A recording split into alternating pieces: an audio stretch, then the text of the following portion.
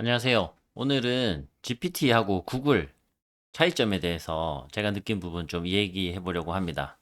여러분 GPT 잘 쓰고 계신가요? 우리가 GPT 나오기 전까지 업무에 활용하는 도구는 이제 독보적으로 구글이죠. 네이버에도 좋은 정보들 많지만 일을 할 때 나한테 필요한 고급 지식이나 다른 사람들은 어떻게 하고 있는지 이런 사례를 참고하거나 논문을 찾거나 이런 거 할 때는 확실히 구글이 너무 좋은 것 같고요. 특히 PDF 파일 같은 좀 고급지고 정제된 지식들이 잘 포함되어 있는 그런 것들을 워낙에 잘 찾아주니까 독보적이죠. 글로벌 검색 시장 점유율에서 구글이 거의 90% 넘게 차지하고 있다고 합니다. 이렇게 절대적인 존재인 구글에게 챗GPT가 도전하고 있는데 이길 수 있을까요? 저는 예전에 이렇게 예측을 했었네요. 챗GPT가 결국은 구글에게 이길 것이다. 이길 것 같다도 아니고, 이길 것이다도 아니고, 이길 수밖에 없다. 이렇게 얘기를 했었는데, 제가 그때 생각했던 이유들 설명드려 보고요. 시간이 많이 지난 지금 과연 제 말이 맞는지 같이 생각해 보면 좋을 것 같아요. 참고로 이 글은 2023년 4월 28일, 와, 오래되었네요. 지금으로부터 거의 1년 반이 지난 시점이고요. 챗GPT가 22년 11월 30일에 나왔으니까 출시된 지 약 6개월 정도 된 시점에 제가 6개월 동안 써본 느낌으로 와, 이것은 대박이다. 이거는 구글을 위협할 만하다. 라고 느껴서 작성했던 글입니다. 제가 그때 왜 그렇게 생각했었는지, 맞는 말인지 틀린 말인지 볼게요. 챗GPT는 결국 구글에게 이깁니다.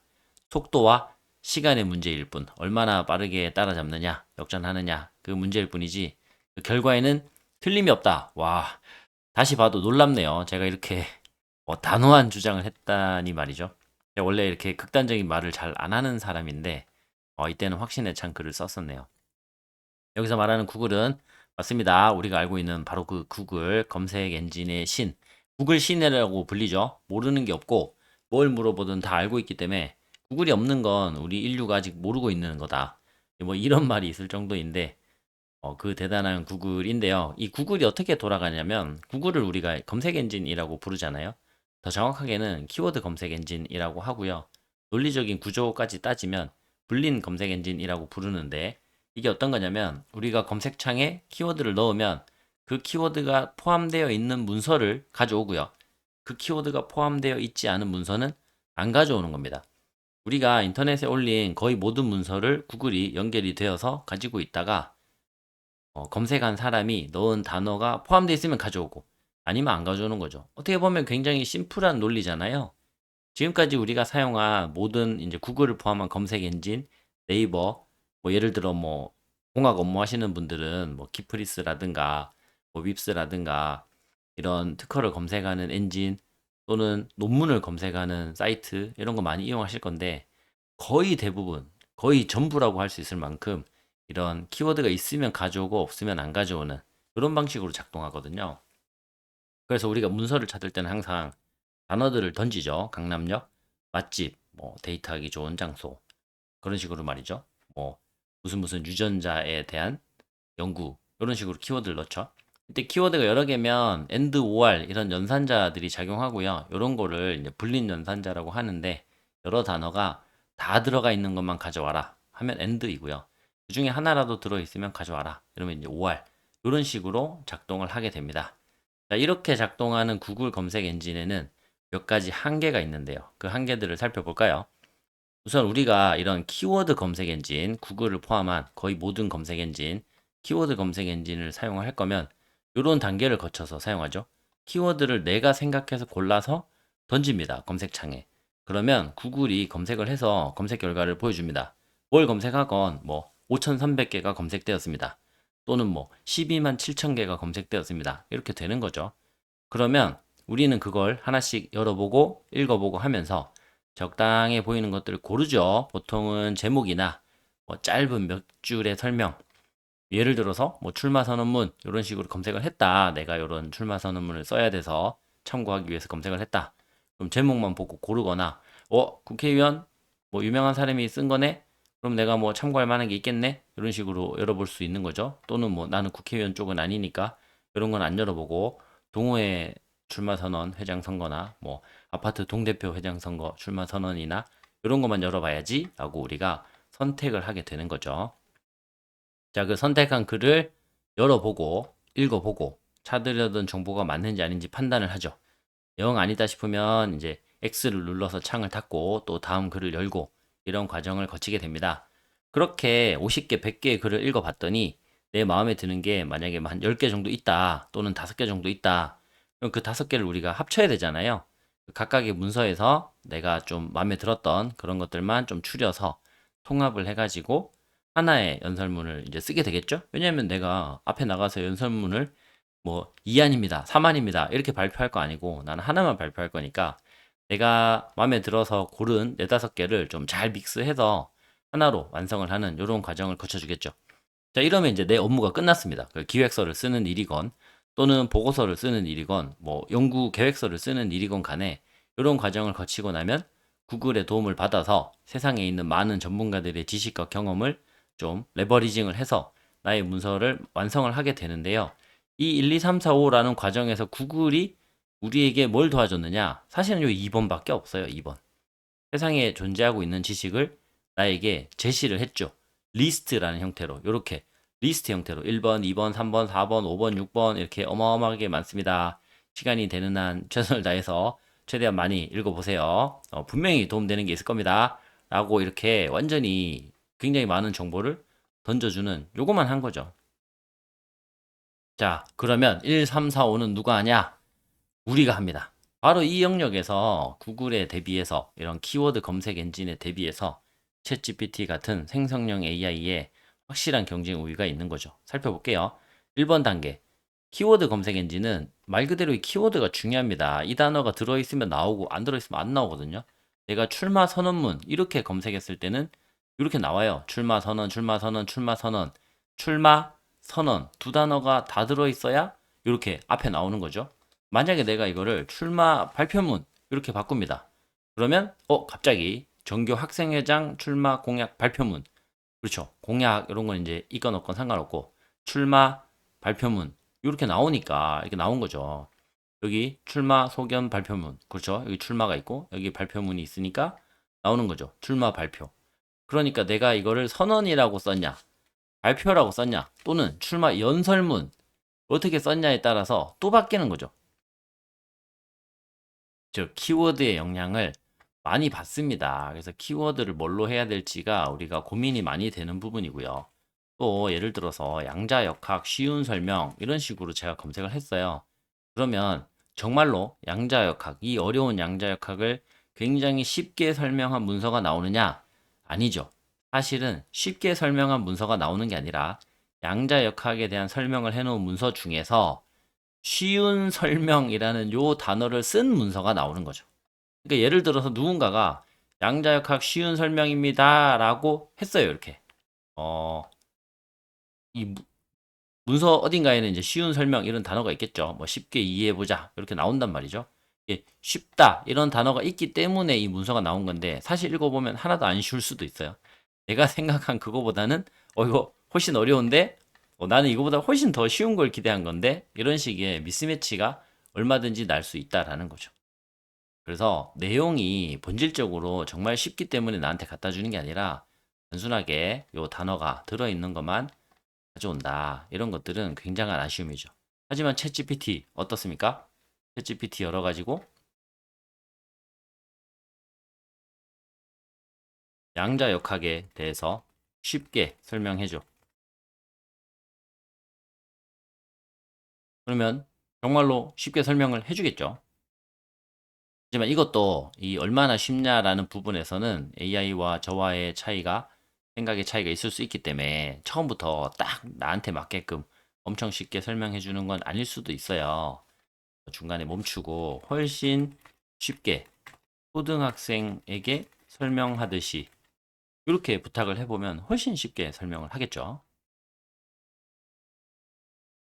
아주 쉽게 설명하자면 정말 작은 물체들이 어떻게 움직이고 행동하는지에 대해 이야기하는 과학이에요. 자, 보셨다시피 구글에서는 쉽게 해줘 라고 하면 쉽게라는 단어가 들어가 있는 문서를 가져오는 거고 이런 생성형 AI는 쉽게 해달라고 하면 정말로 이 내용 자체, 내용과 용어 이런 그 자체, 컨텐츠 자체를 이제 쉽게 낮춰주는 이런 차이가 있죠. 이것은 어마어마하게 큰 편리함으로 우리에게 다가올 겁니다. 자, 그리고 두 번째 단계, 구글이 이제 검색 결과를 엄청나게 많이 보여주는데 그에 지지 않을 만큼 GPT가 일을 잘하려면 GPT가 똑똑해야 되죠. 왜냐하면 구글은 인터넷에 있는 많은 지식을 찾아서 갖다 주는 거지만 GPT는 자기가 사전 학습을 끝내서 알고 있는 지식을 이렇게 뱉어내는 게 기본이거든요. 물론 챗 GPT에도 고급 기능에는 인터넷 검색을 하는 MS 빙 브라우저 기능이 같이 들어가 있어서 인터넷 검색을 해서 답변을 할 수도 있지만 기본적으로는 자기가 알고 있는 걸 답을 하는데 다행인 것은 굉장히 많은 사전 학습을 시켜놔서 구글에게 지지 않을 정도로 사전 학습된 지식들이 엄청나게 많다는 거죠. 그래서 이번에 있어서는 세상에 있는 얼마나 더 많은 지식을 갖다 주느냐, 얼마나 많은 지식과 연결되어 있느냐, 요거는 아직은 사실 구글이 좀 이기고 있다. 구글이 훨씬 더 많은 정보를 가지고 있다라고 볼 수 있고요. 다만 구글은 그 많은 거를 별로 정제하지 않고 단순히 키워드가 있다 없다만 판단해서 다 줘버리니까 우리가 이제 감당하기 오히려 어려운 거고 챗GPT는 그에 반해서 딱 물어본 거에 해당되는 내용만 이렇게 정제를 해서 다른 거 이사 요구 다 빼고 부가적인 것들은 빼고 본질적으로 초등학생이 이해할 만한 설명만 이렇게 탁 해주는 이런 편리함이 있겠죠. 2번 영역에서는 이런 차이점이 있습니다. 뭐 저는 이거는 이제 약간 무승부라고 봐요. 각각 서로 장단점이 있으니까. 다음 3번 영역인데 그 중에 적당한 걸 고르는 건데 양자역학에 대한 쉬운 설명이라고 검색을 하고 리스트를 이렇게 줍니다. 구글이. 우리는 뭘 열어야 됩니까? 양자역학을 쉽게 이해하기 쉽게 김상욱 교수님이 강의를 하셨다는데 이건 정말 쉬울까요? 안 쉬울까요? 이건 내가 생각했던 그 쉽다에 해당이 될까요? 아닐까요? 얕지만 이해하기 쉽게 설명한 양자역학. 이거 들어가면 정말로 쉬운 글이 나올까요? 안 나올까요? 모르잖아요. 그러니까 구글이 준 리스트는 너무나 많기 때문에 그 중에 적당해 보이는 걸 고르는 게 사실은 너무 어려워요. 그래서 우리는 어떻게 하죠? 뭐 방법이 없죠. 뭐 시간을 갈아 넣어야죠. 열어보고 읽어보고 너무 어렵네? 닫고 그 다음 거 열어보고 이거는 너무 쉬워서 내가 이미 다 알고 있는 거네? 그럼 또 닫고 그럼 또 그 다음 거 열고 이래서 열고 닫고 그걸 엄청 많이 반복을 해야 됩니다. 그리고 이런 키워드 검색의 리스트 형태의 문제 중에 하나가 뭐 예를 들면 이제 강남역 맛집을 치잖아요. 그러면 유명한 집은 또는 이런 마케팅 열심히 하는 집은 하나의 식당에 대한 글이 50개, 100개 계속 나오겠죠, 반복적으로. 똑같은 식당이 여러 블로거들한테 홍보도 하고 여러 사람들이 방문해서 그 식당에 대한 글을 썼단 말이에요. 그래서 중복이 너무 많습니다. 근데 GPT에게 강남역 맛집을 물어보면 중복이 없죠. 똑같은 집을 막 두 번, 세 번 말하진 않겠죠. GPT가 정리를 해가지고 중복되는 것들 다 처리해서 GPT가 선택을 해서 제시를 해주기 때문에 훨씬 간단하겠죠. 그래서 구글은 뭐랄까 속살까지 포함해서 자기가 알고 있는 거를 다 뱉어내기 때문에 양이 너무 많고 중복도 많고 그 중에서 우리가 알짜를 골라내는 게 좀 힘들다. 네, GPT는 결론만 말해주고 있습니다.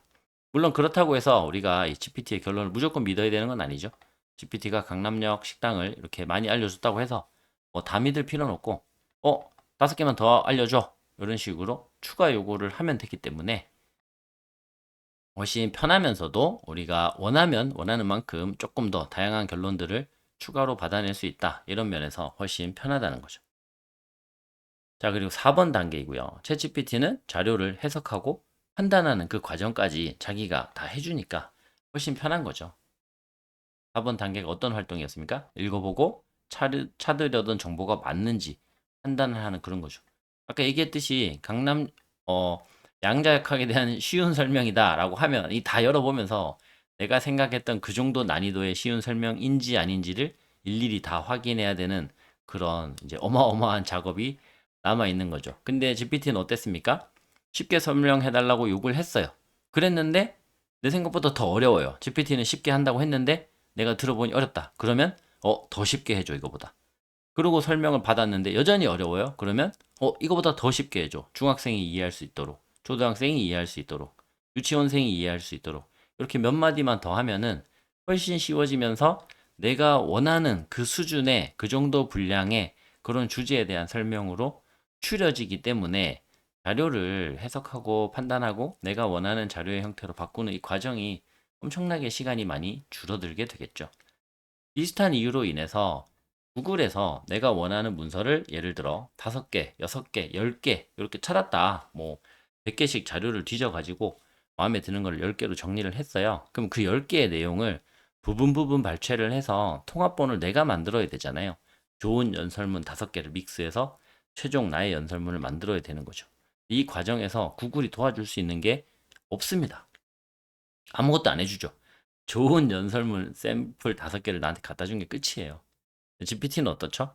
예를 들어서 GPT한테 좋은 연설문을 써달라고 해서 5개 정도를 받았어요. 근데 5개의 내용이 뭐 부분 다 내 마음에 드는 거죠. 그러면 우리는 그 5개의 연설문에 대해서 GPT에게 합쳐달라고 얘기하면 되는 거죠.